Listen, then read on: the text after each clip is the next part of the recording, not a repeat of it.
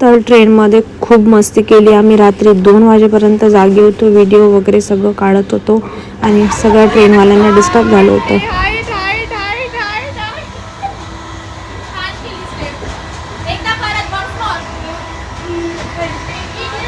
तर फायनली आम्ही मुंबईला पोहोचलो. मुंबईला स्टे केलं होतं आम्ही किरण ताईकडे गोरेगावला. तर खूप एन्जॉय केलं आम्ही तिथे.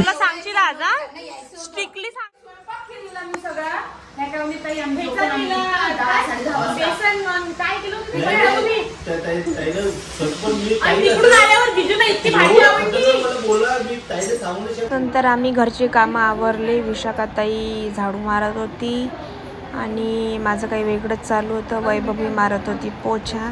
म्हणजे आम्ही सगळं डिसाईड केलं होतं की हे एक एक काम सगळेजण करणार. मग त्या हिशोबाने आम्ही सगळं करत होतो. सकाळी 6 वाजता पोहोचल्यानंतर 6:30 वाजता आम्ही पोछा मारत आहे. याला म्हणते एनर्जी. किरण ताईचं तर काही विचारूच नका बाबा. आम्हाला वाटलं एवढा मोठा ॲक्टर आहे त्यांना काय स्वयंपाक येत असेल. पण त्यांच्या इथं आम्ही लास्ट टाईम गेलो होतो तेव्हा इतका छान म्हणजे स्वयंपाक केला होता त्यांनी की असं वाटते किती खाऊ किती नाही. आणि यावेळेस पण गेलो तर खूप छान मस्त त्यांनी आम्हाला स्वयंपाक खाऊ घातला होता. खूप छान करतात किरण ताई स्वयंपाक. आणि स्वयंपाक होईपर्यंत आम्हाला ताईनी पराठा दिला होता टाकून छान.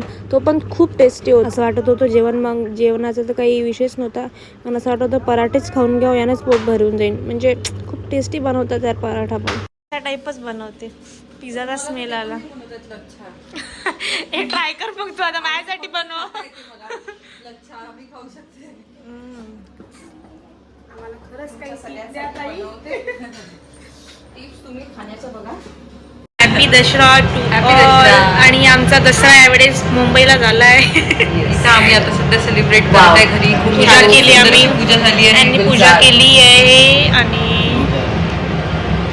Happy Dasara to all.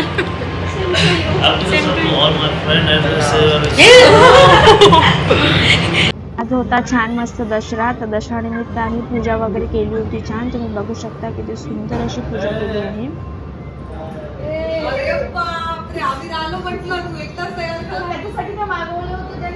आलो होतो आम्ही मस्त फिरायला. नाही तर काहीतरी एक सरप्राईज आहे तुमच्यासाठी. ते लवकरच तुम्हाला मिळणार आहे.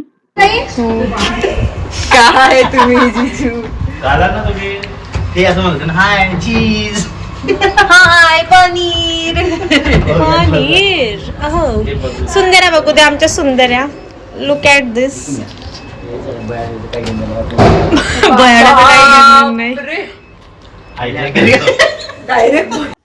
बँड्राला मामीचे फॅन्स भेटले. त्यांनी सेल्फी वगैरे काढली त्यांच्यासोबत. त्यांना पण खूप छान वाटलं.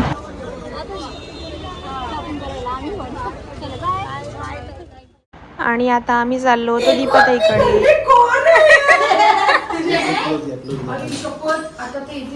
हे 3 आहे. एक वैभवी एक मी. किती सारे बापरे. ते किरण ताईला भेटायला आले.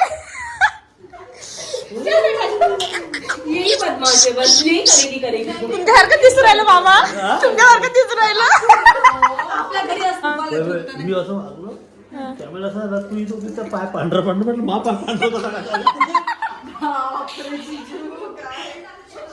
नंतर आम्ही दीपाताईच्या घरात गेलो. तर बापरे ते घर पाहून म्हणजे असं वाटते कोणत्या हॉटेलमध्ये आलो काय. घरचं इंटेरियर खूप छान होतं. मला आवडलं होतं. आणि हे त्यांच्या घरी मस्त छोटे छोटे पपी होते. शिटजू. यांचे नावही मला माहीत नव्हते काय काय आहेत. सगळ्यांचं वेगवेगळं नाव होतं. तसे मला कुत्रे तर लयच आवडते. पण भीती वाटत होती कारण की हे नवीन नवीन दिसत होतं ना. त्यांची दातं तर अशी होती असं वाटते खाते का आता तोडून. ही बुद्धाची मूर्ती खूप छान होती. मस्त मला खूप आवडली होती. के साथ रहते हो रहते थे. मैं तो अभी मतलब अभी भी मेरा बोनी कपूर के साथ चैटिंग होता है कुछ. हाँ. काम वाम रहा ऐसा रहा तो लेकिन हम लोग तो काफी. तर आम्ही त्यांच्या घरी गेलो होतो. भूक तर एवढी लागली होती. मग दीपाताईने मस्त पार्सल बोलवलं हॉटेलमधून. आणि एवढं टेस्टी जेवण होतं. मला तर लयच आवडलं होतं. मग जेवण केलं मस्त आम्ही पोट भरून मस्त.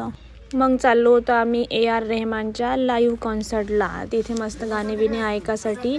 आणि मस्त रेडी बिडी झालो आम्ही सगळे आणि मी पण रेडी झाली. आणि हे पहा आमची नोरा फतेह श्रुती, हे ज्युनियर नोरा आहे आमची, ज्युनियर नोरा. मस्त दिसते, डान्स तर मस्त करते ते. मग आम्ही पोचलो काही कॉन्सर्ट.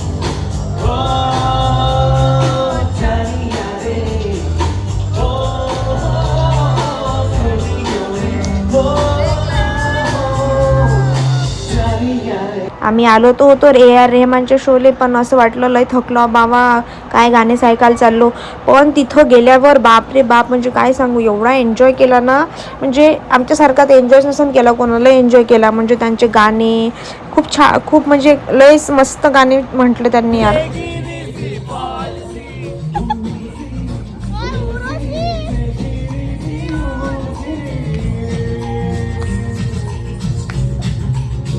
मग काय बाबा, मग तर लागलं आपल्या शाहरुखचं गाणं. मग काय पाय राहत का जाग्यावर आपले, चला नाचू द्या मग.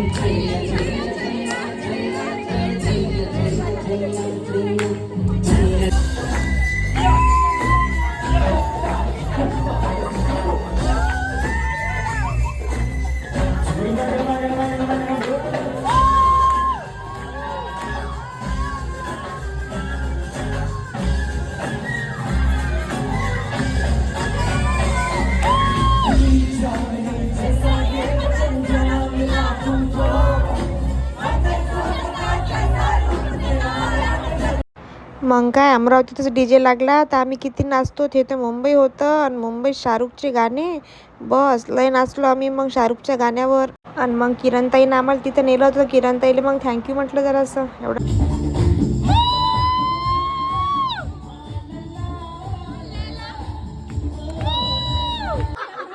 Are you ready to take that risk? मेरी वाइफ को सब पता है. फैंस के बारे में क्या?